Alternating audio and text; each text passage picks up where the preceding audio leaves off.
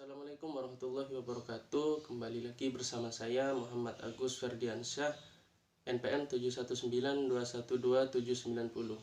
Nah, pada video kali ini saya akan menjelaskan tentang perkembangan koperasi dan perundang-undangan. Nah, di sini pembangunan koperasi. Pembangunan koperasi dalam membangun jangka panjang. Dalam pembangunan jangka panjang itu pertama telah menunjukkan berbagai keberhasilan yang sangat berarti. Nah, baik ditinjau dari jumlah koperasi, jumlah anggota koperasi maupun nilai usaha koperasi. Nah, koperasi juga telah terlihat berperan aktif dalam kegiatan ekonomi rakyat dan sekaligus mulai dapat meningkatkan kesejahteraan para anggotanya. Nah, keadaan tersebut tercermin antara lain dari peningkatan jumlah dan ragam koperasi. Nah, jumlah dan ragam dalam bidang koperasi, jumlah simpanan anggota, jumlah modal usaha, serta jumlah nilai usaha koperasi. Oke, di sini lanjut. Tantangan, kendala, dan peluang dalam pembangunan koperasi.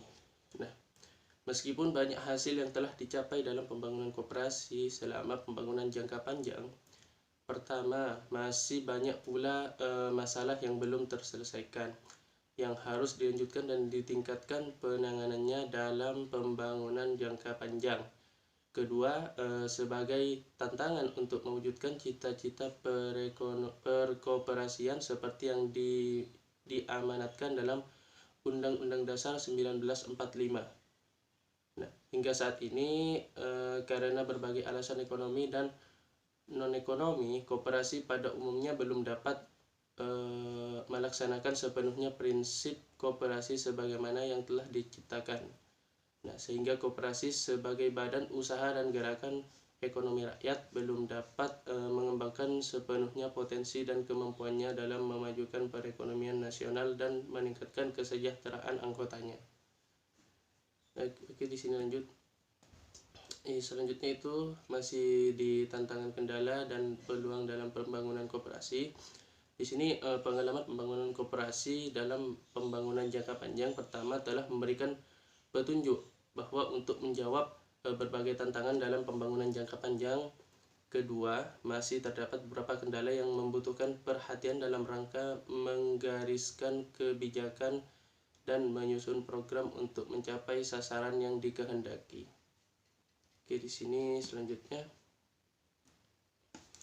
Nah, di sini adapun kendala-kendala yang diantaranya sebagai berikut ya.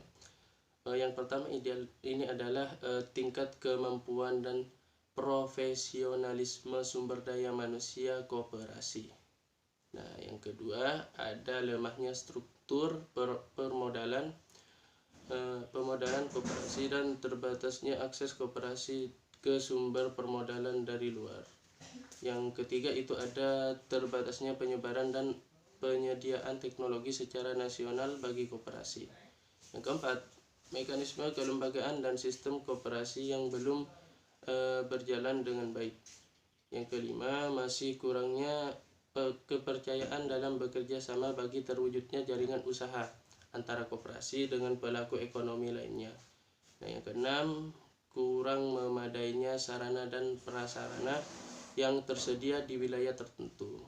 Nah, yang ketujuh, kurang efektifnya koordinasi dan sinkronasi dalam pelaksanaan program pembinaan koperasi antara sektor dan antar daerah. Dan yang terakhir ini yang 8, kurangnya kesadaran dan pemahaman masyarakat tentang koperasi serta kurangnya kepedulian dan kepercayaan masyarakat terhadap koperasi. Nah, selanjutnya ini ada peluang dalam pembangunan koperasi. Nah, selaras dengan perkembangan pembangunan yang dinamis dan pertumbuhan ekonomi, dalam rencana pembangunan 5 tahun ke-6 terbuka berbagai peluang usaha yang dapat dimanfaatkan dalam pengembangan koperasi. Nah, pembangunan nasional dan pembangunan jangka panjang kedua, khususnya rencana pembangunan 5 tahun ke-6 yang mendahulukan aspek pemerataan akan membuka peluang yang lebih besar. Bagi pembangunan koperasi. Nah, Undang-Undang Nomor 25 Tahun 1992 tentang perkoperasian sebagai landasan hukum baru juga memberikan peluang yang diharapkan akan mampu mendorong koperasi agar dapat tumbuh dan berkembang menjadi lebih kuat dan mandiri. Nah, koperasi primer yang berskala kecil diharapkan berhimpun dalam koperasi sekunder secara lebih mantap sehingga lebih terkonsolidasi menjadi kekuatan ekonomi yang besar dan tangguh serta mampu memanfaatkan peluang keterbukaan perekonomian Indonesia terhadap perekonomian dunia. Nah, selain itu terdapat juga berbagai peluang lainnya dalam pembangunan koperasi dalam rencana pembangunan 5 tahun ke-6. Di antaranya adalah kemampuan politik yang kuat dari pemerintah dan berkembangnya tuntunan masyarakat untuk lebih banyak membangun koperasi dalam rangka mewujudkan perekonomian yang sehat yang berlandaskan Pancasila dan Undang-Undang Dasar 1945. Oke, di sini kita lanjut.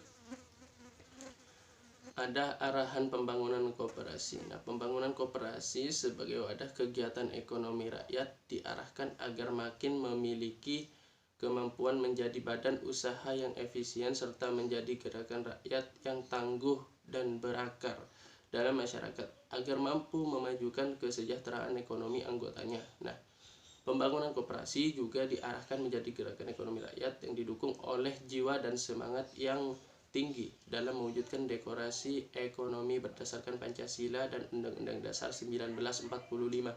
Untuk mewujudkan hal tersebut, koperasi di pedesaan khususnya perlu dikembangkan mutu dan kemampuannya serta ditingkatkan peranannya dalam kehidupan ekonomi di pedesaan. Nah, pelaksanaan fungsi dan peranan koperasi ditingkatkan melalui upaya peningkatan semangat kebersamaan dan manajemen yang lebih profesional. Selain itu, peran aktif masyarakat dalam menumbuh kembangkan koperasi juga perlu terus ditingkatkan dengan meningkatkan kesadaran, kegairahan, dan kemampuan berkoperasi di seluruh lapisan masyarakat melalui upaya penyuluhan pendidikan dan pelatihan. Di sini kita lanjut. Ada yang selanjutnya, ini adalah sasaran pembangunan koperasi. Nah, sasaran operasional pembangunan koperasi dalam rencana membangun 5 tahun ke-6 diantaranya ini adalah sebagai berikut. Ini ada 4. Yang pertama itu ada makin meningkatkan kualitas sumber daya manusia koperasi yang berdampak pada makin meningkatnya kemampuan organisasi dan manajemen koperasi. Nah, yang kedua ini adalah makin meningkatnya pemanfaatan, pengembangan, dan penguasaan teknologi tepat guna. Yang ketiga, makin kukuhnya struktur permodalan dan jaringan usaha koperasi secara horizontal dan vertikal. Dan yang keempat, yang terakhir ini, makin berfungsi dan berperannya gerakan koperasi. Oke, di sini lanjut. Nah, di sini adalah sasaran pembangunan koperasi. Nah, sasaran pengembangan koperasi pedesaan dan perkotaan sebagai berikut. Nah, di sini ada yang pertama itu ada 7 ya. Yang pertama itu makin berkembangnya koperasi di pedesaan atau koperasi unit desa yang mampu memberikan kesempatan untuk menumbuhkan prakarsa masyarakat pedesaan untuk meningkatkan usaha yang sesuai dengan kebutuhan mereka dan sekaligus mampu memberikan pelayanan yang bermanfaat bagi peningkatan kesejahteraan mereka. Yang kedua, ini makin menyebarnya koperasi unit desa yang mandiri di seluruh pelosok tanah air. Dan yang ketiga, makin meningkatnya kualitas koperasi unit desa mandiri yang ada. Yang keempat, makin meningkatnya kemampuan usaha dan peran koperasi di pedesaan atau koperasi unit desa. Yang kelima, makin berkembangnya koperasi sekunder yang menangani komoditas tertentu termasuk yang mempunyai nilai komersial tinggi untuk pasar dalam dan luar negeri sesuai dengan potensi masyarakat setempat. Yang keenam, ini makin meningkatnya kualitas pelayanan usaha koperasi di pedesaan. Yang terakhir ini, yang ketujuh, makin luas dan kukuhnya jaringan kerjasama antara koperasi dan kemitraan usaha dengan usaha lainnya. Oke, di sini kita lanjut. Ada sasaran pengembangan koperasi. Tadi sasaran pembangunan, sekarang sasaran pengembangan. Ya, sasaran pengembangan koperasi di perkotaan diantaranya adalah sebagai berikut. Yang pertama ini makin berkembangnya koperasi berbasis konsumen yang mampu melayani kebutuhan pokok para anggota dan masyarakat di daerah pemukiman rakyat. Yang kedua, makin berkembangnya koperasi karyawan, koperasi pegawai negeri, dan koperasi di lingkungan TNI dan Polri.